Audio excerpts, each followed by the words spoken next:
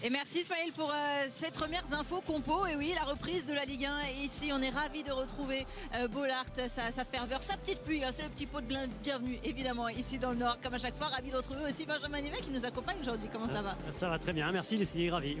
Encore une fois, de la pluie donc à Bollaert. Quelle ambiance? C'est l'une des interrogations autour de cette rencontre. La tribune Marek, on le voit, qui est fermée, suspendue. Ça va faire bizarre, hein, Benjamin, d'avoir cette ambiance sans ce poumon de Bollaert. C'est vrai que c'est dommage. C'est frustrant de voir cette tribune Marek vide quand on sait l'ambiance qu'il peut y avoir dans cette tribune. C'est frustrant pour tous les supporters lensois, c'est frustrant pour les joueurs, forcément, qui ont besoin aussi de leur public. On sait qu'elle pousse très fort. Mais aussi quand on est adversaire, on est heureux de voir un stade plein avec cette tribune qui est merveilleuse. Donc voilà, on va voir ce que ça va donner au niveau de l'ambiance.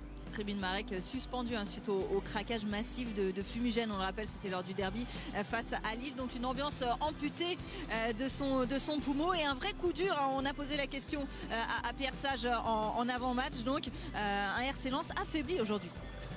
Comme je l'avais dit après le derby, c'est pas notre 12e homme, c'est notre premier homme. Donc on sait aussi que les supporters ne vont pas chanter pendant 15 minutes, donc à nous de nous encourager nous-mêmes par le jeu qu'on produit. Et oui, mettre le feu sur la pelouse, ça c'est autorisé, fortement conseillé donc aujourd'hui face au Paris FC. Si on se regardait le programme de ce dimanche qui vous attend, vous rappelle la suite de la 8e journée de Ligue 1 avec au coup de sifflet final de notre rencontre 3 matchs au choix ou le multiplex aux côtés de Félix Roy et Ricardo Fati. On filera notamment en Bretagne à suivre le chaud derby entre Lorient et Brest au Moustoir. Et puis votre prime time, ce sera Nantes-Lille. On a très hâte de voir le duel Anthony Lopez, Olivier Giroud. Vous saurez tout et vous reverrez tous les résultats dans le club Ligue 1 Plus à partir de 19h15. Vous le voyez, la Ligue 1 a un nouveau leader, l'Olympique de Marseille qui a pris les commandes après sa large victoire hier soir face au Havre.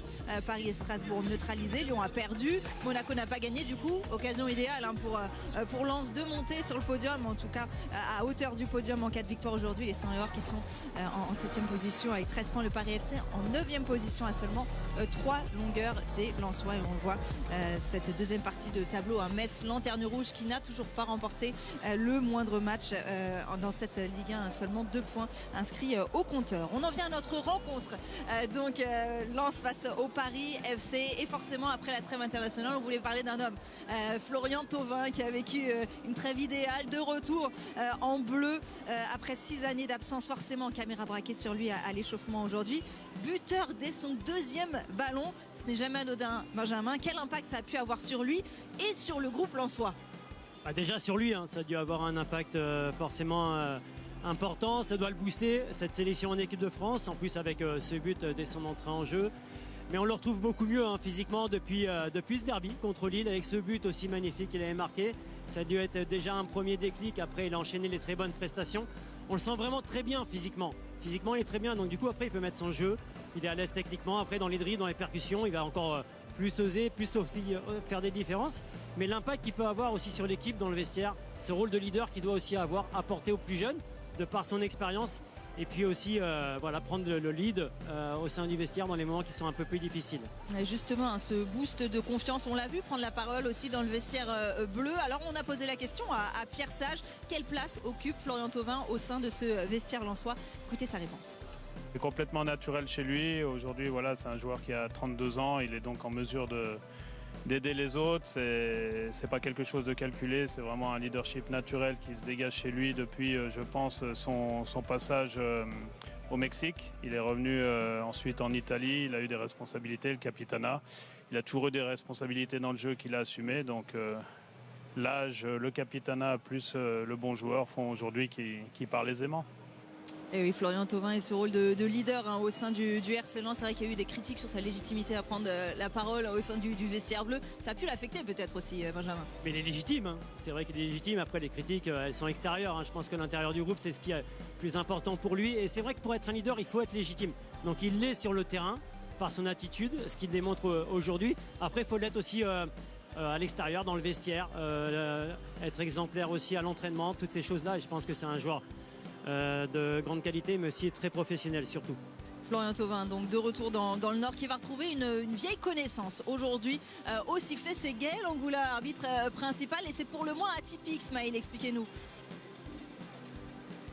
Tout simplement parce qu'ils ont joué tous les deux ensemble en Ligue 1. Florian Thauvin et Gaël Angoula, ils étaient tous les deux du côté de Bastia. C'était en 2012, on les voit là entrer sur la pelouse du stade Furiani. C'était contre le stade rennais, proche l'un et l'autre. L'un était latéral droit, l'autre était ailier droit pour rentrer sur son pied gauche. C'est le premier arbitre dans l'histoire du football à arbitrer au plus haut niveau après avoir joué au plus haut niveau. Donc on imagine que ce sera un moment sympa, mais connaissant Gaël Angoula, il n'y aura pas de cadeau, il restera toujours professionnel et le plus lucide possible dans cette rencontre, même si c'est Florian Thauvin. Et oui, les règles sont les mêmes pour tous, hein, même si on était anciens collègues, vous me confirmez. Non, mais Smaïl a donné la réponse. Gaël Angoula, il est très professionnel, donc c'est ce qu'il y a de plus important sur le terrain. Si un jour j'arbitre Benjamin, il n'y aura que des rouges. Je préfère prévenir Benjamin. Oh, mais c'est un ange, Benjamin, franchement, sur le terrain. Faut trouver des défauts. on essaye. On en vient au Paris FC, donc après cette parenthèse, ce match spécial donc pour Gaël Angoula à la fois et Florian Thauvin. Le Paris FC, donc la confirmation d'un retour au top de Jean-Philippe Crasso. Hein, c'était contre Lorient, titulaire après avoir marqué son premier but de la saison. Il a récidivé et marqué les esprits à nouveau. Ouais, il a eu un début de saison compliqué. Son entraîneur le disait, il n'était pas bien physiquement, il a dû faire du travail en plus. Si vous l'avez parlé, hein, c'est cette entente avec Ilan Kebal qui n'en finit plus de nous impressionner. Lui aussi, un duo qui enchante évidemment Stéphane Gilly, l'entraîneur. Déjà, ils ont l'avantage d'avoir joué l'an dernier ensemble, donc ils se connaissent par cœur. Ils connaissent les connexions, les déplacements, et c'est très bien parce que JP avait eu un début de saison un peu difficile. Et dans ces cas-là, j'avais parlé avec lui pour essayer de le remettre sur le droit chemin. À part le travail, il n'y a pas d'autre solution. Et il a très bien réagi, donc je suis très content. Et voilà.